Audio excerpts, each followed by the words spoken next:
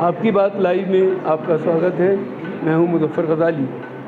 Educational movement की 2 रोज़ा conference में पुणे से तशरीफ़ लाए हैं जनाब अब्दुल जब्बार साहब, एजे खान साहब। एजे खान साहब से हम बात करेंगे, वो वक्त पर बहुत काम कर रहे हैं। आइए आपको मुलाकात कराते हैं एजे खान साहब से। एजे खान साहब, आपका बहुत स्वागत है हमारे इस प्रोग्राम में। मैं आपसे ये जानना चाहूँगा कि वक्त पर आप क्या काम कर रहे हैं इस वक्त? ये सबसे बड़ा काम जो ज़रूरत है वो अवामुन्नास यानी सारे लोग पब्लिक में इंफॉर्मेशन का पहुंचाना। लोगों में इंफॉर्मेशन नहीं है कि वक्फ क्या हैं, कितने औकाफ हैं, उनकी ज़मीनों का, उनकी आमदनी का क्या हो रहा है, कैसे खर्च हो रही हैं। तो पढ़े लिखे लोगों में नहीं है, आम आदमी को तो जाने दीजिए। तो सबसे पहला काम ये है। दूसरा ये है कि जहाँ पे भी आपकी ज़रूरत है आप कुछ कर सकते हैं। वक्फ का कानून है जो कहता है कि अगर वक्फ के ऊपर जो है गैर कानूनी कब्ज़ा हुआ है, इंक्रोचमेंट है, तो इंक्रोचमेंट के लिए तो उसको हटाने के लिए एक प्रोसीजर प्रिस्क्राइब्ड है एक्ट में, तो उसके लिए कोशिश करना। तो हम लोग कोशिश करते हैं। एक अभी हमें रिसेंटली कामयाबी मिली, हालांकि कार्रवाई अभी पूरी नहीं हुई, लेकिन फिर भी बड़ी कामयाबी है कि एक 46 एकड़ ज़मीन जो बेच डाली गई थी उसके ऊपर दोबारा वक्फ का नाम आ गया है, वो वक्फ की ज़मीन मान ली गई है।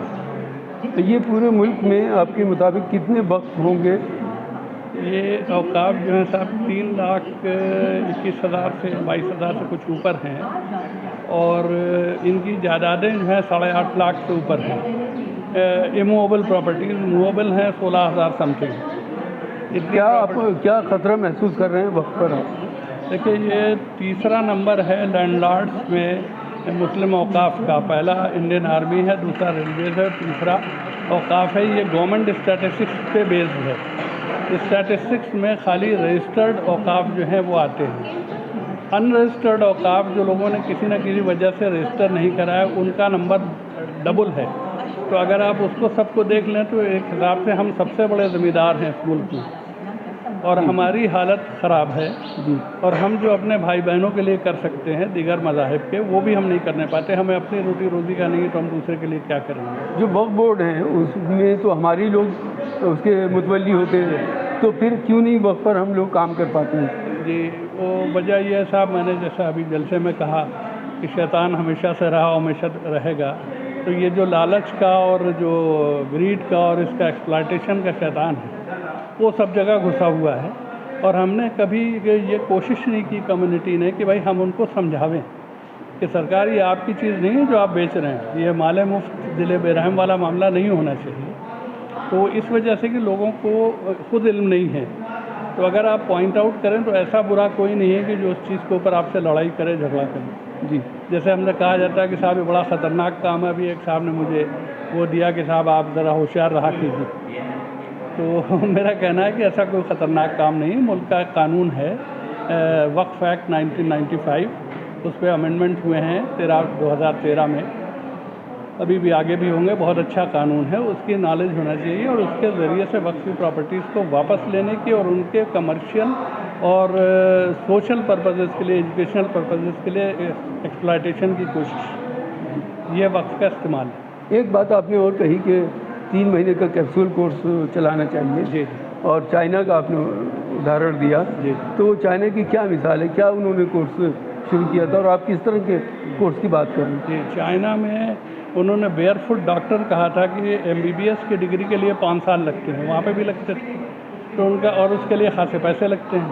लेकिन देखा जाए तो दवा दारू, आपको सर दर्द में क्या चाहिए, आपको पेट में दर्द में क्या चाहिए, जो जनरल बीमारियां हैं, तो वो अगर इंसान को ट्रेन किया जाए तो 1 महीने में ट्रेन हो जाएगा, और उससे काफ़ी पॉपुलेशन को फ़ायदा पहुंचेगा। चाइना में उस वक्त बहुत ज़्यादा पॉपुलेशन थी, अब तो वहाँ कम हो रही है। उस वक्त बहुत ज़्यादा पॉपुलेशन थी तो डॉक्टर से प्रोड्यूस करना मुश्किल था। तो मेरा मैनेजमेंट के लिए, मैनेजर्स के लिए यह है कि आपका बहुत सारा बिजनेस है जो छोटा बिजनेस है, और वो क्वाइट ऑफन फेल कर जाता है। आज आप देख रहे हैं दुकान बहुत अच्छी चल रही है, 2 साल बाद गायब हो जाएगी। इस वजह से कि मैनेजमेंट के बेसिक प्रिंसिपल्स वहाँ लागू नहीं हो रहे। तो मेरा ये कहना है कि बेयरफुट मैनेजर कि मैनेजमेंट का कैप्सूल कोर्स बना के उर्दू में, जो जहाँ की ज़बान हो, जैसे मराठी है वहाँ की, उसमें बना के बच्चों को मैनेजमेंट के प्रिंसिपल समझाए जावें, और वो उन बिजनेसेस को जाके एज मैनेजर संभालें। जी। उनको तनख्वाह भी उतनी नहीं चाहिए होगी कि जो MBA को कोर्स करके आता है, तो वो ज़्यादा बेहतर होगा बनिस्बत मशरूमिंग ऑफ मैनेजमेंट कॉलेजेस जो कुछ भी नहीं होता कैप्सूल कोर्स। तालीम के साथ में और क्या ऐसे इक़दाम किए जाएँ जिससे कौम जो है तरक्की कर सके? एक अकाउंटेंसी का हमारे यहाँ, we are very poor in accountancy. मैंने जब इनकम टैक्स की नौकरी ज्वाइन की 50 साल पहले, तो मेरे जो पहले बॉस थे उन्होंने कहा कि देखो भाई, मियाँ लोगों के अकाउंट्स नहीं आते, तुम क्या करोगे? मैंने कहा साहब मैंने कहा sir you can say that again.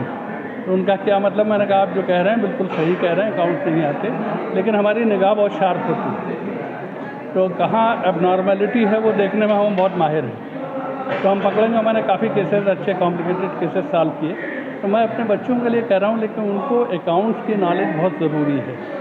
What is income, what is expenditure, what is allowable expenditure, income को कैसे रिपोर्ट करना है, ऑडिट रिपोर्ट कैसे बनाना है, ये तमाम चीज़ें जो है 3 महीने के कोर्स में, 3 महीना अगर काम लगे तो 6 महीने कोर्स में बच्चे कर सकते हैं, और उनको वो आप सर्टिफिकेट दे के वो क्वालिफाइड जो है वो हो सकते हैं। चार्टर्ड अकाउंटेंट्स की मुल्क में बहुत कमी है, बहुत पैसा लगता है, बहुत डिफ़िकल्ट कोर्स है।